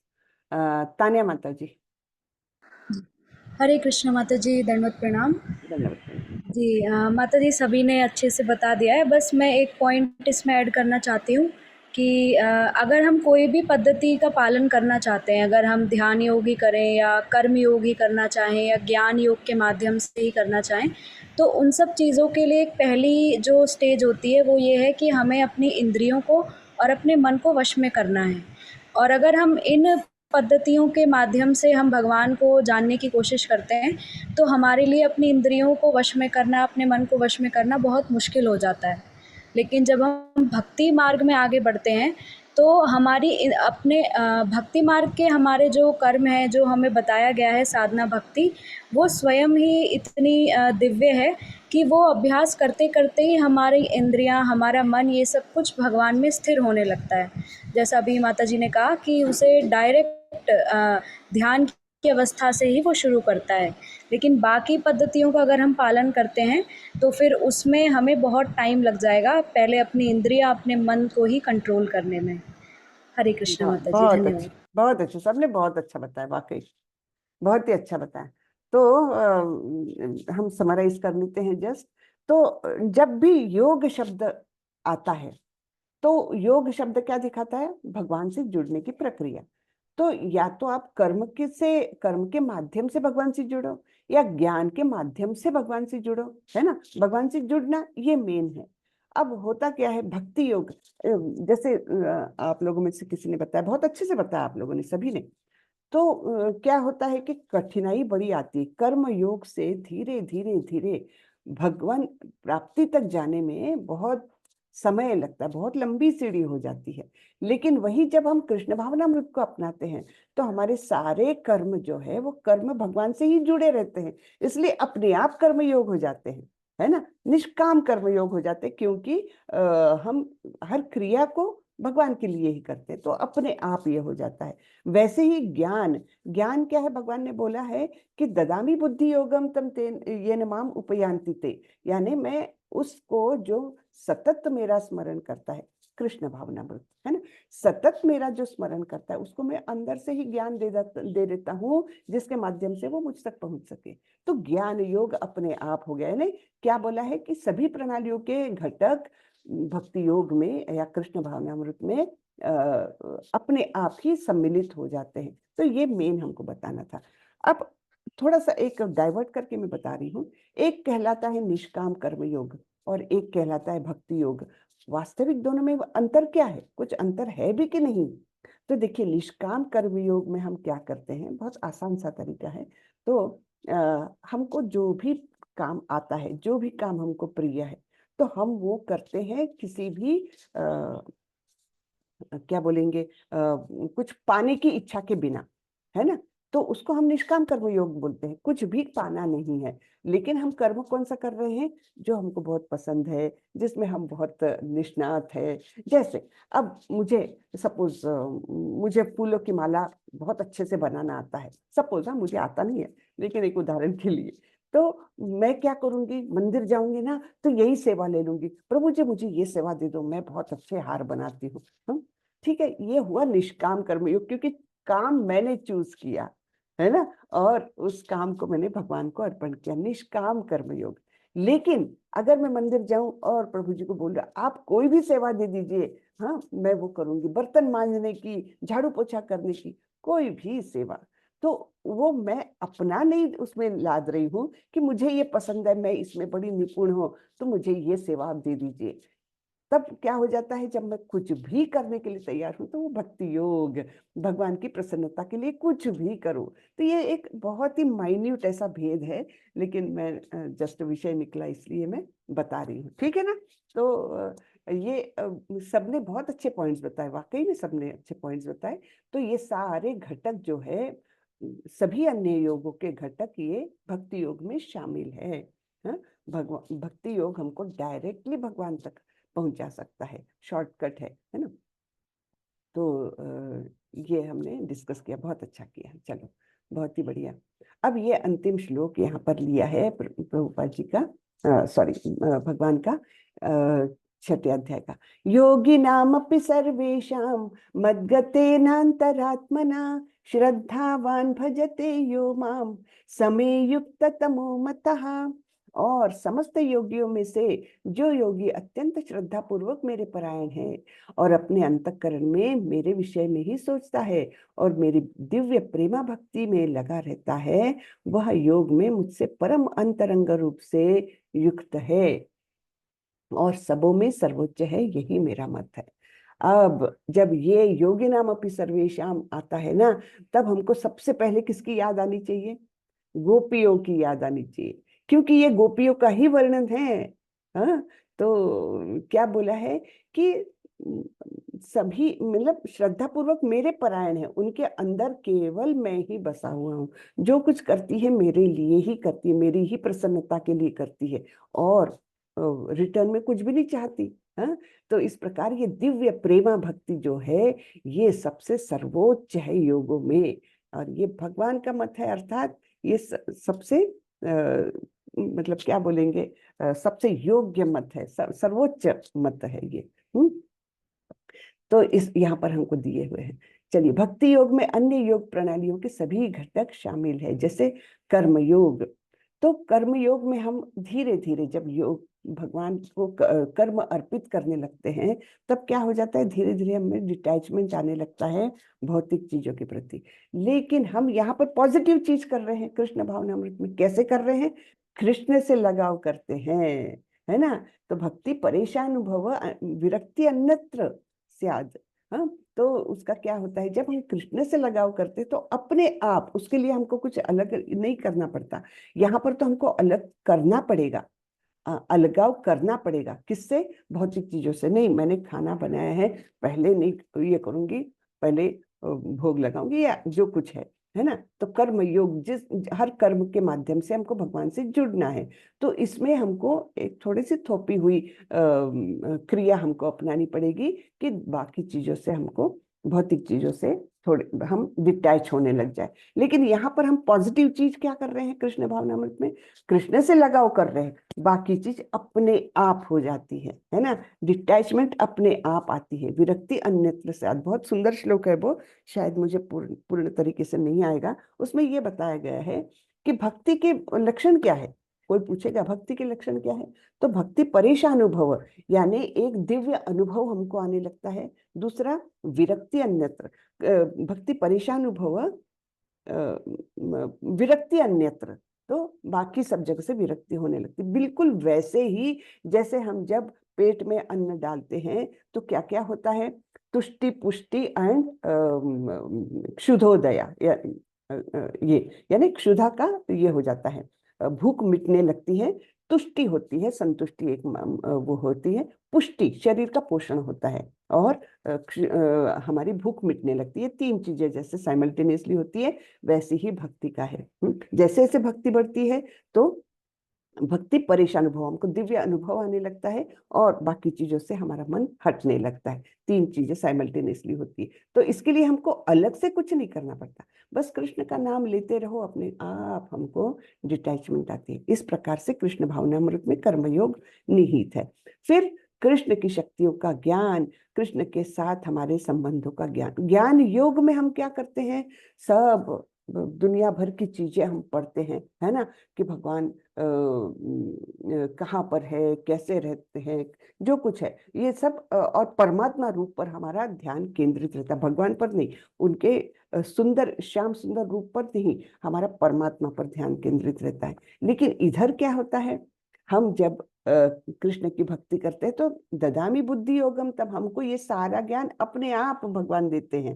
हाँ, और कृष्ण के साथ हमारे संबंधों का ज्ञान भी देते कि भगवान कौन है, मैं उनका कैसे नित्य दास हूँ। ये सारा ज्ञान भगवान अपने आप देते हैं, हृदय से उसका अनुभव कराते हैं हमको।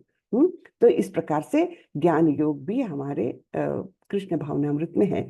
और ध्यान योग, ध्यान योग में तो इतना सब करना है, ऐसे बैठना है, वैसे बैठना है, और मन पर कंट्रोल, उसके द्वारा इंद्रियों पर कंट्रोल, इंद्रिय विषयों से अपने मन को हटा लेना है, सब करना है। लेकिन जब हम कृष्ण भावनामृत में इंद्रियों को कृष्ण की सेवा में लगा देते हैं तो बाकी सब करने की आवश्यकता ही नहीं, अपने आप ही यह हो जाता है ना। और मन फिर किस में लग जाता है, कृष्ण में लगता है। तो इस प्रकार से हमको इंद्रिय और मन का संयम करने की आवश्यकता नहीं होती, वो अपने आप हो जाता है। हाँ, आगे बोलते हैं कि यथार्थ में भक्ति योग ही चरम लक्ष्य है, किंतु भक्ति योग का सूक्ष्म विश्लेषण करने के लिए अन्य योगों को समझना होता है। तो अब हम लोग बोलते हैं भक्ति योग तो इतना आसान है सब कुछ, फिर हम इतना क्यों पढ़ रहे हैं, भगवत गीता पढ़ रहे हैं, भागवतम पढ़ रहे हैं, हाँ, अलग अलग श्लोक पढ़ रहे हैं, और ये इतना क्यों कर रहे हैं। तो ये केवल हमको भगवान के अस्तित्व के बारे में जानकारी दे रहे हैं, भगवान के बारे में जानकारी दे रहे, जिससे हमको उनके बारे में प्रेम बढ़ जाए। जैसे हम अगर कोई रिश्ता करने जाते हैं, अपने बेटी का विवाह करना है किसी से, तो हम ऐसे ही तो विवाह नहीं कर देंगे, ऐसे ही रिश्ता नहीं बना लेंगे। क्या करेंगे, उस व्यक्ति के बारे में जानकारी हासिल करेंगे। अच्छा, ये यहाँ रहता है, यहाँ नौकरी करता है, घर में परिवार में ऐसे ऐसे लोग हैं, इसकी आदतें ऐसी है, मित्र मंडली इसकी ऐसी है। हम जानकारी जितनी पॉसिबल हो उतनी जानकारी लेने का प्रयास करेंगे, तब कहीं जाकर के वो रिश्ता जुड़ेगा। वैसे ही है भगवान के साथ का रिश्ता भी, है ना। हमको जितनी अधिक जानकारी मिलेगी, हम हमारे मन में उसके उनके प्रति जो है प्रेम उत्पन्न होने लग जाएगा। हाँ, और ये सब जानकारी क्या है कि हम उनके नित्य दास है, हम उनके अंश है। ये सब बातें जितनी जितनी हम जानते जाएंगे, हाँ, उनकी सुंदर लीलाएं, उनकी मित्र मंडली कौन है, सब लोग क्या करते हैं, अपने मम्मी के साथ उन्होंने अपने बचपन में क्या क्या किया था, है ना। तो सब जानकारी मिलती है, यशोदा मैया के साथ की जानकारी मिलती है, तब हमारे मन में उनके प्रति और प्रेम डेवलप होता है, और हम रिश्ता बनाते हैं, स्टेबल रिश्ता बन जाता है। इसलिए ये सब आवश्यक है, अन्यथा कुछ नहीं। नहीं तो हम केवल हरे कृष्ण करते रहे, तब भी कभी ना कभी हो जाएगा। लेकिन ये पूरक बातें हैं, पूरक बातों से क्या होता है कि उसको बल मिलता है और जल्दी प्रक्रिया हो जाती है वो रिश्ता बनाने की, ठीक है ना। इसके लिए ये सब करते हैं हम लोग। तो अगर कोई कहता है मैं इस लिफ्ट का लाभ क्यों उठाऊं, लिफ्ट किसको बोल रहे हैं, भक्ति योग को, है ना। भक्ति योग बहुत जल्दी सुगमता से हमको भगवान तक ले जा सकती है। तो अगर कोई बोलता है कि लिफ्ट का लाभ क्यों उठाऊं, मैं तो सीढ़ी से ही जाऊंगा, मैं एक एक सीढ़ी चढ़ूंगा, वह जा सकता है, कोई मना ही नहीं है, उसको जा सकता है, ठीक है, श्रम कर लो भाई। लेकिन मौका है, यदि आप इस भक्ति योग को लेते हैं तो आप तुरंत लिफ्ट की सहायता लेते हैं और 1 सेकंड के भीतर आप 100वें तल पर होते हैं। ये सीधी प्रक्रिया है ना। तो भगवान प्रभुपाद जी ये समझा रहे हैं कि बाकी भी रास्ते जाएंगे भगवान तक, लेकिन अरे लिफ्ट है अवेलेबल तो हम क्यों जाएंगे सीढ़ी से, है ना। पूरा दिन निकल जाएगा और इतने थक जाएंगे कि बस रे बस। तो ये है ना लिफ्ट, वो भक्ति योग की लिफ्ट है ना। यदि कोई भक्ति योग के स्तर पर आने के लिए पर्याप्त भाग्यशाली है तो यह समझना होगा कि उसने अन्य सभी योगों को पार कर लिया है, ठीक है ना। तो बाकी सब सीढ़ियां वगैरह सब उसके साधन मात्र रह गए थे और अब वो उसको पार कर गया है। इसलिए कृष्ण भावना भावित होना योग की सर्वोच्च अवस्था है। तो अल्टीमेटली योगी नाम अपि सर्वेशा मद गते नान्तरात्मना श्रद्धावान भजते यो मां समे युक्त तमो मता है।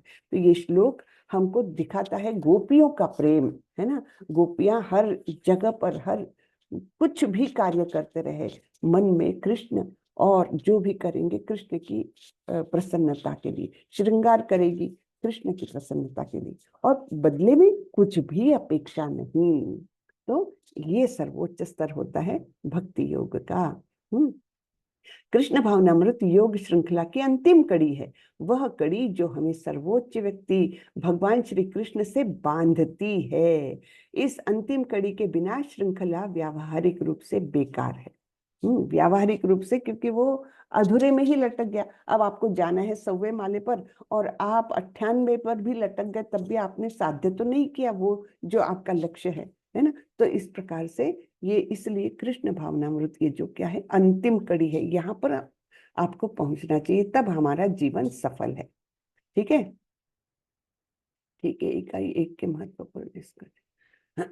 जो कोई भी दुनिया के लोगों को भगवत गीता के सुसमाचार का प्रचार करता है वह कृष्ण को दुनिया में सबसे प्रिय, है ना, सबसे प्रिय व्यक्ति है। तो ये 18वें अध्याय में श्लोक आता है, भगवान बोलते हैं कि जो कोई भक्त दूसरे भक्तों को ये भगवत गीता का ज्ञान देता है वो मेरे लिए सबसे प्रिय व्यक्ति है। तो इसलिए हमारा कर्तव्य है कि हम इस भगवत गीता के सिद्धांतों का प्रचार करें, लोगों को कृष्ण के प्रति जागरूक करें। लोग कृष्ण भावनामृत के अभाव में पीड़ित है। तो बेसिकली हमारी यहाँ पर भौतिक जगत में हम क्यों इतने पीड़ित है, 3 तापों से पीड़ित है, तीनों गुणों से बंधे हुए हैं, ये सब कुछ हम क्यों सफर कर रहे हैं, क्योंकि हमने अपना बेसिक जो रिश्ता है, नित्य संबंध जो है भगवान से, उसको भुला दिया है। बस एक ही कारण है, जैसे ही हमको ये संबंध पता चलता है और उस संबंध को रिवाइव करने के लिए हम प्रयासरत होकर के भगवत प्राप्ति करते हैं, सारी समस्या जड़ से ही मिट गई, कोई समस्या नहीं रहेगी। और तो और भगवान क्या बोलते हैं, देह के यानी भौतिक जगत में रहते हुए भी अगर इस भक्ति को प्राप्त कर लिया तो हमको सारे हम भौतिक तापों से वैसे ही मुक्त हो जा सकते हैं, यानी यहीं पर हम वैकुंठ का आनंद ले सकते हैं। लोगों को लगेगा हम तो उनके ही जैसे खाते पीते सोते ये करते हैं, लेकिन मन ऐसा हो जाएगा कि हमको कोई भी भौतिक क्लेश जो है वो हमको प्रताड़ित नहीं कर सकेगा, है ना। तो कल ही मैं सुन रही थी कोई बता रहे थे कि कृष्ण भावनामृत कैसा है, पेन किलर के जैसा है।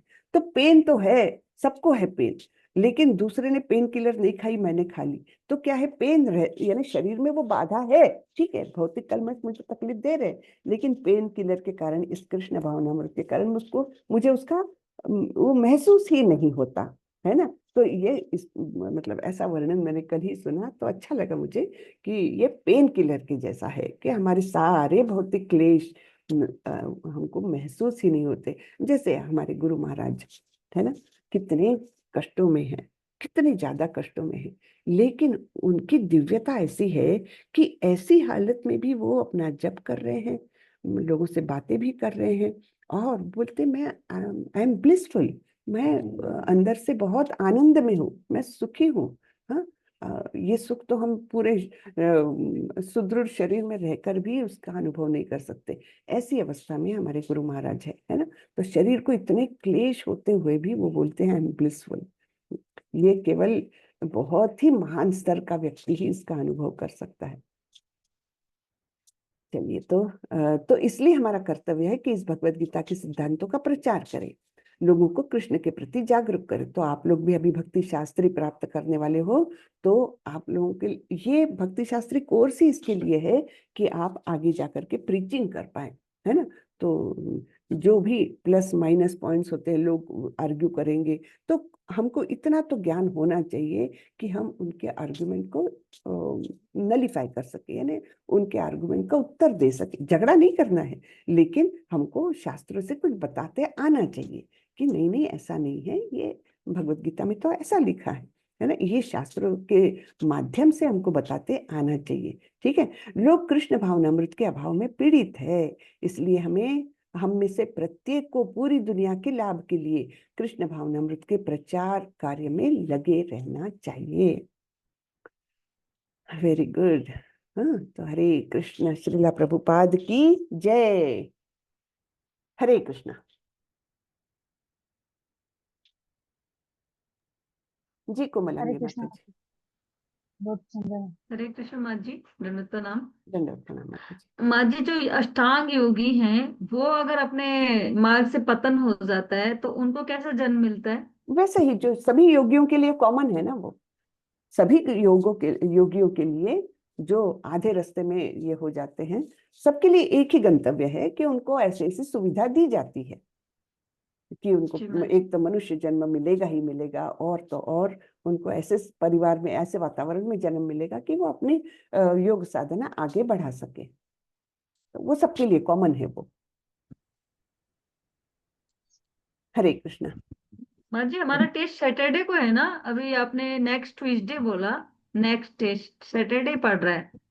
नहीं, सैटरडे क्यों, हमारा क्लास ट्यूसडे को होता है, तो ट्यूसडे को एग्जाम होगी ना। लेकिन उसमें डेट 11 और 15 है। 11 तो ट्यूसडे है, 15 तो सैटरडे है। माता जी 18 को हो गया, माता जी ने अपडेट कर दिया था, माता जी ने मैसेज चेक नहीं किया, 18 को हो गया अब जो रिटर्न टेस्ट है। मैं किसी दूसरे ग्रुप में डाल रही थी तो वो इसमें डाल दिया 15 अच्छा। सैटरडे बैच में भी एग्जाम। तो जो हमारा इसीलिए क्लास का टाइम है अपडेट कर उसी समय, उसी समय रहेगा ये। हरे कृष्ण माता जी। जी माता जी। 11 को श्लोकों का जो टेस्ट है, तो उसमें सारे श्लोक याद करने क्या माता जी? अर्थ सहित करने? एक तो 11 तारीख को है नहीं, है ना परवीन माता जी? डेट्स क्या है, मैं डेट्स नहीं याद कौन सी माता जी डेट? 11 और 18। अच्छा, तो 11 तारीख को जो श्लोक का टेस्ट है, उसमें आपको जो निर्धारित किए हुए श्लोक है, सभी नहीं, सभी 100% नहीं करना है, कुछ लिमिटेड श्लोक आपको बताए गए हैं, उतने ही श्लोक। हाँ, पीडीएफ शेयर किया हुआ है माता जी, उसमें यूनिट 1 के हाँ, वो सारे वो सारे करना है, वो सारे करना है, मैं कोई भी पूछूंगी। हाँ, 3 माता जी 12 श्लोक है। हाँ, बस 12 करने हैं बस। बहुत ही वर्ड टू वर्ड तो याद ही नहीं हो रहा उसका तात्पर्य, अनुवाद। प्रयास करें माता जी, हो जाएगा। जोर से बोलिए, मैं बताऊं, मेरे को भी ये अनुवाद नहीं लर्न होता, श्लोका हो जाते हैं, अनुवाद नहीं होता मेरे को भी यही समस्या है। तो मैं क्या करती हूँ, फिर जोर से बोलती हूँ उसको। हाँ, तो जोर से बोलने का प्रयास करती हूँ, 2-4 बार पढ़ के जोर से बोलो, और फिर आप उसको बंद करके फिर जोर से बोलने का प्रयास करो, तब फिर वो ज्यादा जल्दी रजिस्टर होता है, ऐसा मेरा अनुभव है। पता नहीं अब सबका कैसा है, मेरे को श्लोक मैं हो तो जाते हैं। लिख के भी नोट लिख के भी प्रयास कर रही हूँ, पर पता नहीं अब होगा कि नहीं होगा। हो जाएगा, हो जाएगा, हो जाएगा, डरिए मत, कुछ नहीं होता है सब। हाँ, और ऐसे एकदम वर्ड टू वर्ड नहीं भी हुआ, लेकिन उसका वो आ गया, मीनिंग अच्छे से आ गया उसमें, तो ठीक है, उसमें कोई दिक्कत नहीं है। ठीक है, फिर से माता जी मेरी सूचना मेरे को रिपीट करने दीजिए, सभी के लिए है क्या, कि आप जब फाइल नेम देंगे क्लोज बुक असेसमेंट में, तब सबसे पहले आपका नाम लिखिए, उसके आगे लिखिए CBA यानी क्लोज्ड बुक असेसमेंट। हाँ, CBA, फिर लिखिए यूनिट 1। ओके, तो सबको ये जरूर याद रखना है, क्योंकि मुझे कल मेरा बहुत समय इसमें गया कि जो नाम ही नहीं है, जिसमें कुछ भी नहीं है, वो फिर ठीक से उसको डाउनलोड करके उसको प्रॉपर नाम देना, क्योंकि मैं तो नाम से ही आइडेंटिफाई करूंगी आपके श्लोका के टेस्ट के मार्क्स, फिर क्लोज बुक के मार्क्स, फिर नाम ही नहीं रहेगा तो मेरे लिए बड़ी दिक्कत की बात हो जाती है वो। ठीक है, तो कृपा करके फाइल नेम बराबर से दीजिएगा। हरे हरे कृष्ण माता जी। श्लोका टेस्ट तो ओरल होगा ना? हाँ, कि श्लोका लिखना? टेस्ट ओरल होगा। जी माता जी। श्लोका टेस्ट हरे ओरल। कृष्ण माता जी। जी माता जी। माता जी मैं पूछी थी, ये जो अभी श्लोका का तो क्लियर है, वो जो रिटन टेस्ट होना है बंद बुक वाला, उसमें कैसा पैटर्न आएगा? मतलब 1 मार्क्स, 2 मार्क्स, 4 मार्क्स ऐसे बता रहे हैं ना, तो हाँ, उसका अलग अलग हमें चॉइसेस आएगी कि ये 1 मार्क्स के हैं, 5 हैं, इसमें से 3 करना है, या 10 हैं तो 5 करना है? एक बार पैटर्न बता दीजिए माता जी। हरे जी जी, कृष्णा। बहुत सिंपल पैटर्न रहेगा। देखिए, 10 प्रश्न पूछूंगी तो शॉर्ट वाले, तो उसमें से 8 करने होंगे। ठीक है, 10 में से 8, 2-2 मार्क्स के रहेंगे ये। जी माता और जी। फिर लॉन्ग क्वेश्चन जो रहेगा वो 4 मार्क का रहेगा, उसमें आपको 2 क्वेश्चंस दिए जाएंगे, एक ही करना है। जी माता जी, धन्यवाद। शॉर्ट क्वेश्चन में मैं एक्सपेक्ट करूंगी 2-3 वाक्यों से ज्यादा नहीं होना चाहिए। शॉर्ट यानी शॉर्ट, बहुत लंबा नहीं लिखिएगा। हाँ, और जो लॉन्ग क्वेश्चन है उसमें 7-8 लाइंस यानी हाफ पेज, पौना पेज, ज्यादा से ज्यादा इतना लिखना। जी माता जी। हरे कृष्णा माता जी। हरे कृष्ण। माता जी, जैसे आप क्वेश्चन दोगे तो माता जी क्वेश्चन के नंबर लिखना होगा या क्वेश्चन भी लिखना होगा हमें? नंबर लिखने से चलेगा माता जी।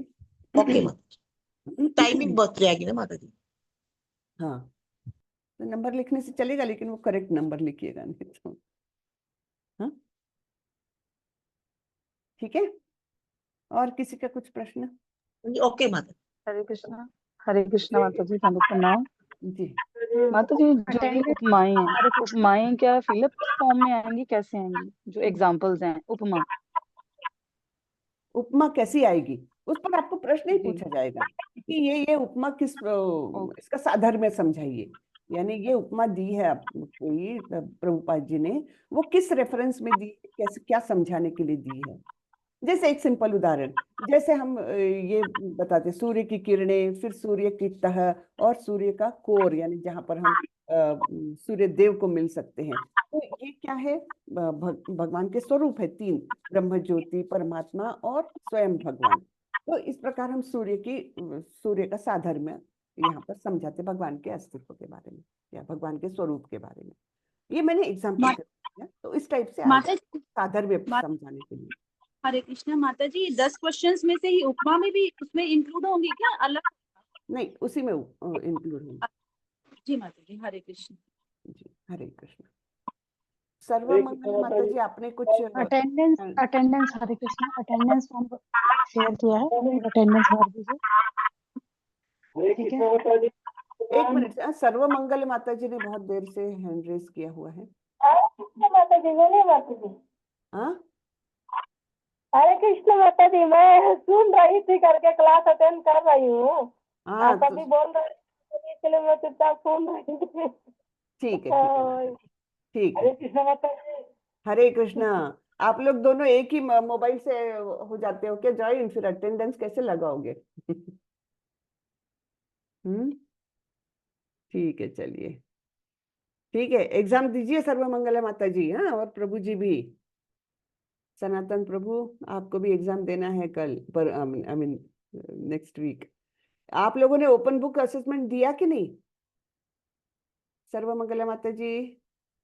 हरे कृष्णा माता जी, दंडवत प्रणाम। एक मिनट। सर्वमंगल माता जी, अनम्यूट करें। आपसे माता जी कुछ पूछ रहे हैं, आप म्यूट है। हरे कृष्णा माता जी, अनम्यूट करें। इनके नहीं आए हैं माता जी, हाँ, इन नहीं आए दोनों के हैं, नहीं आए। मेरा ध्यान है। जैसे 10 क्वेश्चन में से 8 आंसर लिखना जरूरी है। जरूरी है, जरूरी है। माता जी, मैं पूछ रही थी आपको, आपने ओपन बुक असेसमेंट नहीं किया है? नहीं माता जी, नहीं किए। क्यों नहीं दिया भाई? कैसे करना उसको? अब वो परवीन माता जी से पूछ लीजिए, मैं नहीं बताती। अच्छा, अब हेमंत प्रभु, आपका बताइए, क्या पूछना चाह रहे हैं? हरे कृष्णा माता जी, दंडवत प्रणाम। मैंने एक्चुअली माता जी ओपन बुक असेसमेंट भी नहीं दिया है। उस समय मैं फ्री नहीं था, रथ यात्रा में लगा हुआ था। हम्म। तो थोड़ा सा मुझे ब्रीफ कर दीजिए, मुझे क्या देना है उसमें, कैसे देना है। आपको क्वेश्चंस मिल गए हैं ओपन बुक के? क्वेश्चंस इंडिविजुअल ग्रुप में मैंने देखा है, सिर्फ लिखा, पूरा मैं चेक नहीं कर पाया हूँ। हाँ, तो वो क्वेश्चंस देखिए और उसके अनुसार आप भगवत गीता खोल के आपको जो जो उसमें से अच्छा लगता है वो पॉइंट्स लिख लीजिए अपनी भाषा में, उसका टू द पॉइंट ऐसे एक बार क्वेश्चन जवाब। दोबारा मिल सकता है? हाँ, परवीन माता जी डाल दीजिएगा एक बार। माता जी आज ही डाले हैं, कल रात को ही डाले हैं दोबारा से। डाले हैं, देखिए कल ही रात रात को। में जो था वही है माता तीन जी, को ओपन बुक वाला, हाँ, हाँ क्लोज वही बुक वाला माता जी, क्लोज बुक वाला। वो तो आएगा ना, जिस क्लोज। दिन एग्जाम रहेगी सॉरी, उसी समय मिलेगा। वो अच्छा वो कैसे अभी आएगा। से वो तो सरप्राइज रहेगा ना, वो थोड़ी अभी से बताएंगे। वो पेपर मिलेगा आप लोगों को बाकायदा, चैट में मैं डाल दूंगी पेपर, और उसको आपको सॉल्व करना है, उसी समय मिलेगा वो। ठीक हरे है कृष्ण माता जी। जी, हरे कृष्णा। मैं पूछ रही थी, अपना जो ये लिखित प्रश्न रहेगा ना, शॉर्ट वाले, तो उसकी पीडीएफ बनानी पड़ेगी क्या? हाँ, पीडीएफ बनानी पड़ेगी, और मैंने जैसे नाम देने के लिए बोला है फाइल नेम, वैसे ही देना है। सबसे पहले जैसे आपका नाम है आशा गुप्ता, तो सबसे पहले आशा गुप्ता लिखिए, फिर CBA लिखिए, और फिर यूनिट 1 ऐसा लिखिए। तो माता जी वो पीडीएफ बनाना नहीं आता है? आप किसी की मदद ले लीजिए, अभी तो बहुत टाइम है, तो आप सीख लीजिए किसी से, बहुत आसान है, बहुत ही आसान है। आप पेपर पर लिखिए, फिर मोबाइल में एक ऐप आता है। माता जी, हाँ माता जी, मैंने ना ग्रुप में शेयर किया है पीडीएफ बनाने का, कैसे पीडीएफ बनाना है। वेरी आज गुड। उसका नाम चेंज करना भी शेयर कर दूंगी, और हाँ, पीडीएफ कैसे बनाना है वो भी शेयर किया है मैंने, देखिए रिकॉर्डिंग करके किया है। परवीन माता जी, देखिए आप लोगों के लिए इतना श्रम लेती है, देखिए हर एक बात किस, हर समस्या का हल देती है माता जी, है ना? तो फिर हर समस्या का हल देती है माता जी, ठीक है ना? जी माता। हरे कृष्णा माता जी। हरे कृष्ण। माता जी ये पूछना था, इसमें तो क्लोज बुक असाइनमेंट में तो कैमरा ऑन रहेगा ना? यस, बिल्कुल कंपलसरी है वो।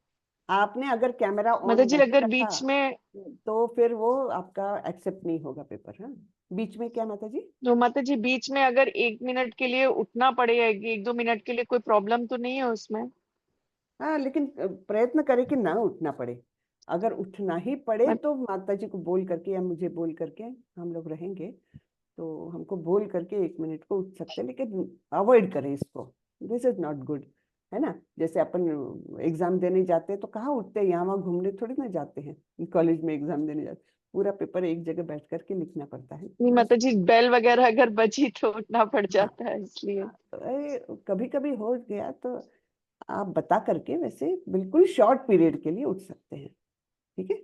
माता जी 6 से 7 के बीच में कोई अपना ही आएगा, उस दिन चाबी दे दीजिए हाँ उन्हें। यस, ये भी पॉइंट बराबर है। या फिर डोर खुला भी छोड़ सकते हैं 1 घंटे। हाँ बिल्कुल, और क्या। सही बात है। चलिए तो अब आप लोगों से विदा लेते हैं, आज का आखिरी माँ जी, सत्र था। माँ जी एक चीज मैंने एनालिसिस की हाँ, कि माताएं जो होती हैं वो प्रभु जी लोग से ज्यादा सिंसियर होती हैं। यस, बिल्कुल, देखिए इसमें कितनी 100% माताओं